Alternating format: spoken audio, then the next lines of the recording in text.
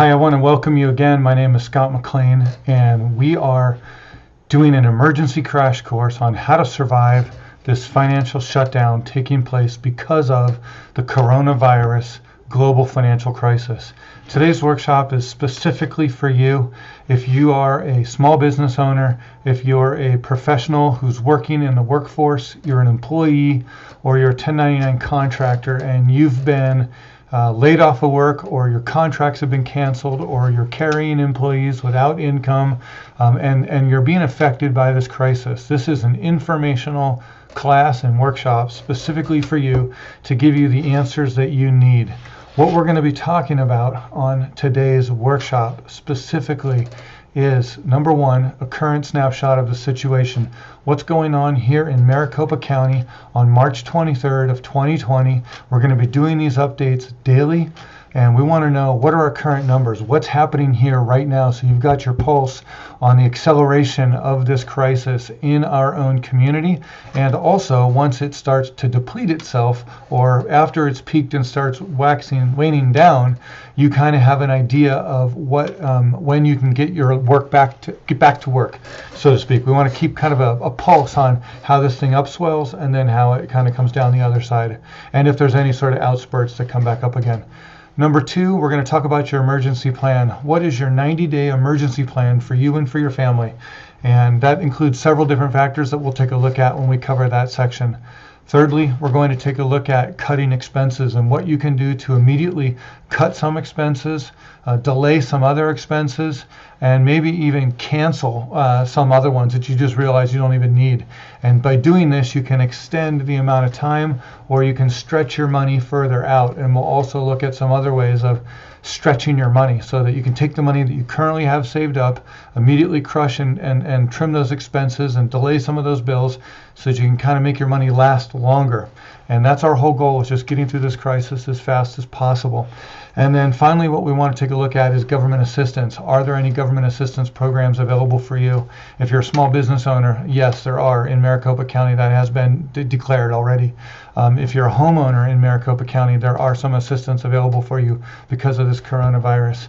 And if you're an employee or a 1099 contractor and you meet the requirements, it's likely that there's a $1,200 or two $1,200 checks at a minimum on their way to you in the next 2 months. And we'll cover that in this class as well and show you exactly where to go, how to make sure you're getting that money, and make sure that you qualify.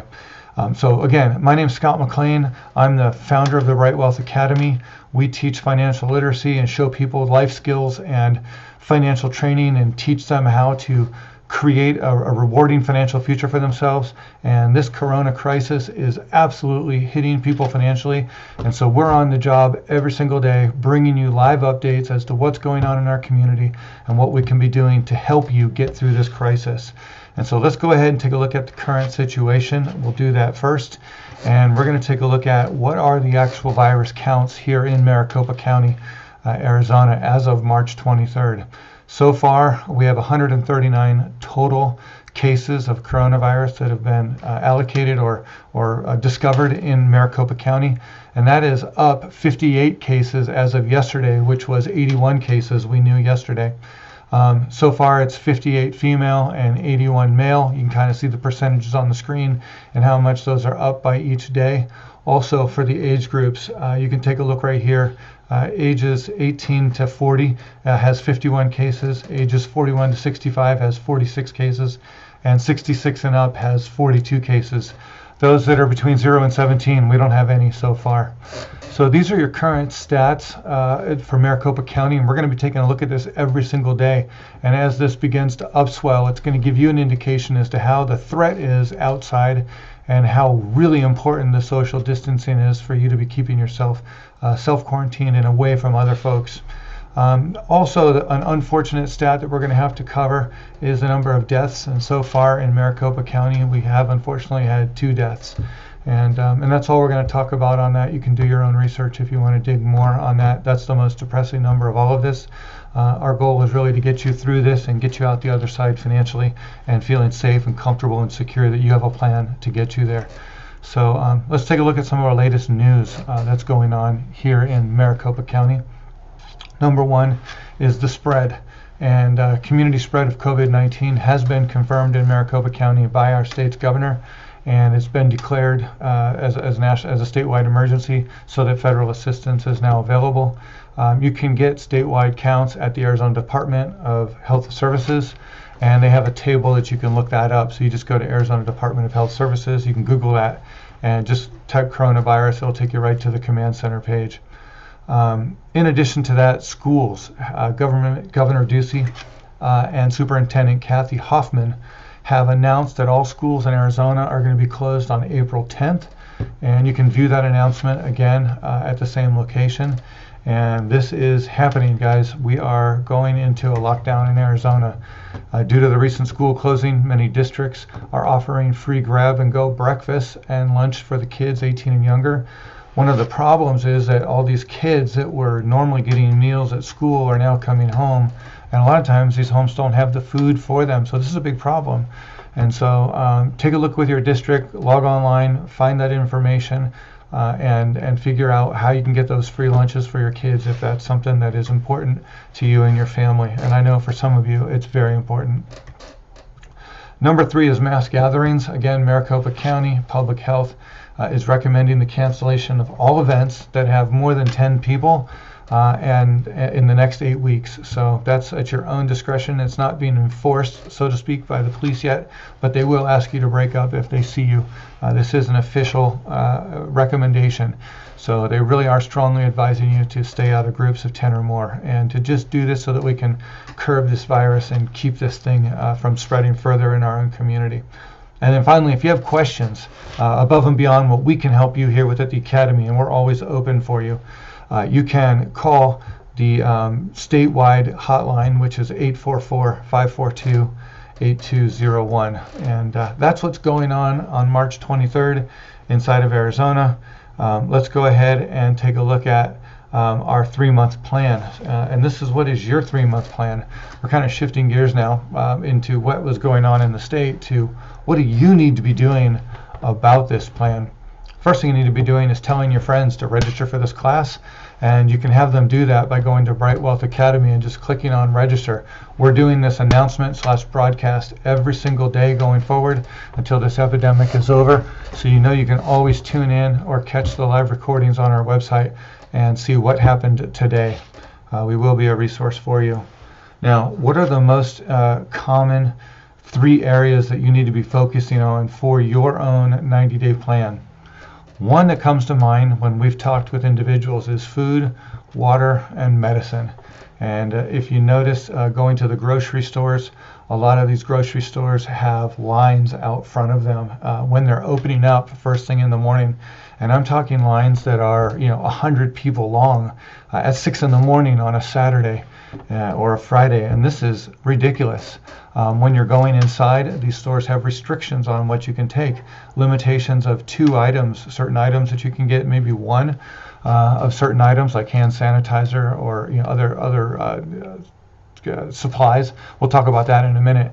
But really the food, and food is off the shelves. You find the flour and the rice and the canned soup and the beans, and food items like that are disappearing off the shelves. Water is another one. These are almost completely empty, as well as medicine. If you go to the medicine aisles and you're looking for vitamin C or flu medicine or Tylenol or ibuprofen, a lot of times cough drops, these things are depleted. So what you might have to do is go out and get in line first thing in the morning at your favorite grocery store. They've delayed these hours too, so call. If they used to open at 5, they might open at 6 now. If you're a senior, they might have hours specifically for seniors. They're also limiting the number of people that can go in a store at a certain time to keep it under 50 inside that establishment or underneath a certain number. So keep in mind there are restrictions, and this is going to be like this for the next few months. So potentially, so you want to get in line, get out there and get your items, and you might have to do this daily to stock up on some things if you can only take 2 or a certain number. Soup, they might let you take 10 cans at a time. But we've been out there, we're keeping our pulse on this, and this is serious for a lot of folks. So part of your plan should be stocking up and having at least a month's worth of food and water and medicine for each of the members of your family. And a good rule of thumb on water is a gallon a day per family member is what you want to have in reserve, just in case we lose, power or water over this, which is a worst case scenario. We're definitely not hoping for that or anticipating that at this time. Okay, supplies. What type of supplies do you have in your house for the next 90 days? One of the big ones that people are running out of is toilet paper and hand sanitizer and paper towels and Clorox wipes and disinfectant type of wipes or candles or batteries. These types of things potentially are being depleted from your grocery store and are items you'll have to stock up on. Just make sure you have enough for your house and for your household. If something, we do lose power for a while, or if someone does get sick in your household, how are you going to clean that house and make sure that it doesn't affect others in your household? And we'll be doing a whole separate video on how to treat and how to work with someone in your family if they're actually sick. So you can look down below in the videos, and you'll find that one in the next few days or so. All right. Number 3 is your financial plan. What is your financial plan to get through this next 90 days, let's say, of a crisis? And we have this course that we're doing right here, this actual class that you're watching right now. We're going to cover some of the topics of what you need to be doing immediately for that 90-day, kind of a crash course, if you will. We also have our Financial Mastery 2020, which we're severely discounting the setup fee. We do have to pay for our online training academy, but we're making that class almost for free for you to get in, and we highly recommend that you follow along and actually register for Financial Mastery. It's a complete course on organizing all your finances and getting everything centralized and connected, and really know exactly what you're doing and projecting forward how long your money's going to last. Really get you dialed in. Something to consider. And then finally, your investments.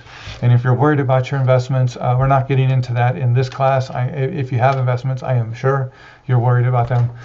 We specialize, one of our companies specializes in working with you on that exact topic and what to do with that. And we'll give you some answers on the web class titled Invest You. And that's coming up later in the week as well.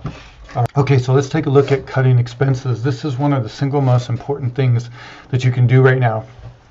We're actually giving you a form that you can download right off of this web class and go through this exercise on your own.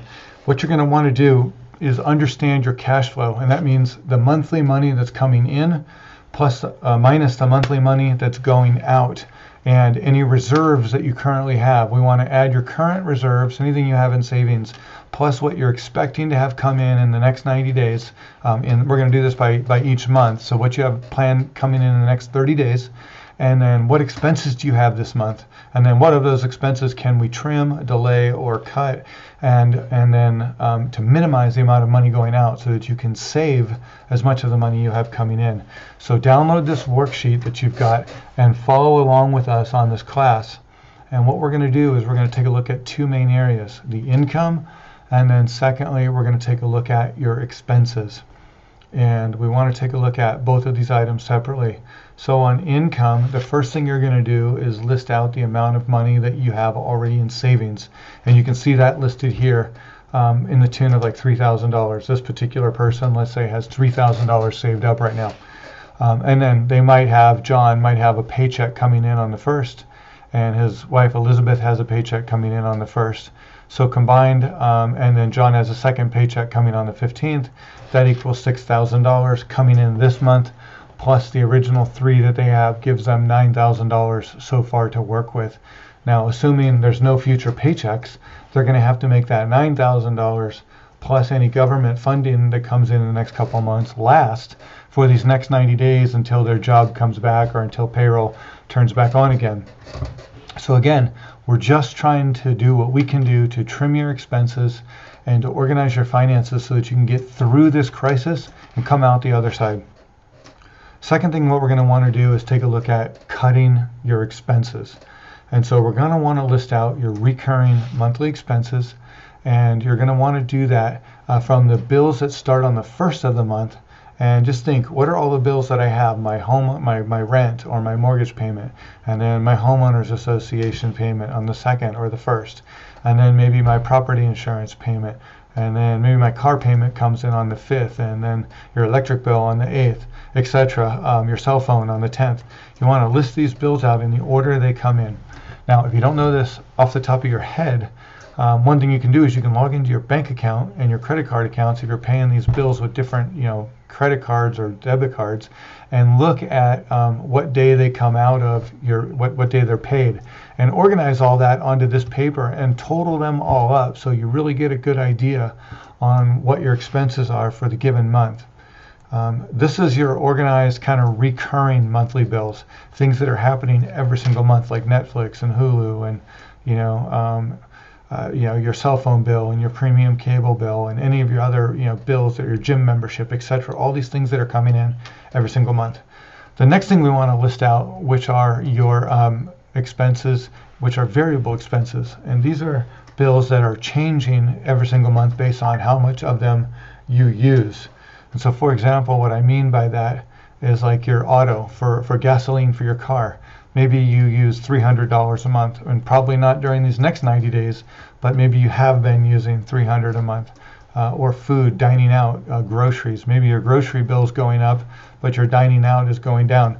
But these are items that aren't the same every single month. It's based on how much money we spend when we go out to that grocery store or to that to fill up our car. And so what you want to do is really take a look at how much money are you spending or planning to spend on each one of these categories, this month. And so I'm guessing for this month, entertainment's going to go way down. Personal spending money going to go way down. Food and groceries is probably going to go up because you're going to be stocking up on some things and supplies.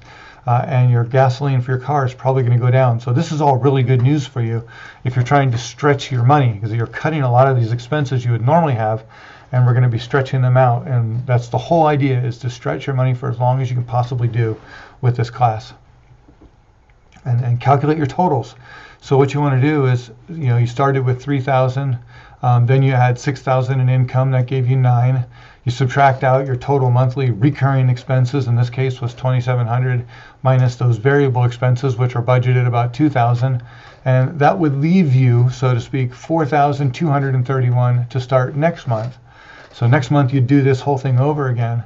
Next month you can probably expect a $1,200 check from the government as well, which is something else we're going to talk about. If you filed your taxes in 2018 and you did some other things, you don't earn over a certain amount of money, you can probably expect that check. And so, and probably in April. But let's go ahead and take a look at that actually next. So, so for your 3-month plan though, before we do that, let's take a look at your 3-month, what we can do over the next 3 months. You can cut your expenses. So we just talked about that. Gasoline, maybe your electric, use your electric a little bit less. Groceries, gym memberships, entertainment, dining out. As you go through those expenses, which ones can you cut? And which ones can you maybe delay even? And some of them you can potentially delay expenses, like your home loan. Specifically, if you're on an FHA, first-time home buyer's home loan, then you can actually delay that payment and not even make a payment. Also, auto loans. The government has requested auto loans, potentially even credit card bills. If you write these lenders and say, look, I'm suffering, can I delay my payment to the end of my bill and not be 30 days late? A lot of these lenders are participating right now. So you can call your credit card companies, you can email them, you can get in touch with them and let them know you're struggling financially. And there's programs in place for like student loans. Student loans you don't even have to pay. You can completely cancel that expense altogether. Okay, what we're talking about right now is assistance that's available to you. And I've mentioned a couple times these stimulus checks. And this is being negotiated right now at the federal level with the Senate and the House of Representatives even. And this whole package, this $2 trillion package, is being voted on. And when it's passed, money will be made available, part of it to be paid out to workers who have been suffering in industries by this crisis. And $1,200 checks virtually to every single American who earned less than $75,000 and filed a tax return in 2018. And if you didn't file a tax return in 2018, then You could have filed it in 2019, and that can work. And so there's no dates yet on when these checks are coming, but we're expecting in April and then again in May. Secondly, if you run a business, there's disaster relief for small business owners. And if you go to disasterloan.sba.gov/ELA, that page will give you information on logging in to this actual website to apply for a loan for your business. And Maricopa County, if you have a business inside of Maricopa County, these loans are now available for your business. And in fact, we'll have a whole video specifically for just business owners and showing you how to walk through that process. Okay, and finally, federal mandates and suggestions. The government has suggested that auto lenders, home lenders, and the student loan, private student loan companies, as well as the public loan companies, delay all of payments on these types of assets. So if you own a house, if you own a car, and you're making payments on it, definitely call those lenders, let them know you're seeking relief from the coronavirus, and they're likely to give you a 2-month or 3-month extension where there'll be no payment due and interest may or may not accrue, but you won't be dinged on your credit. So call those lenders and see what you can find out.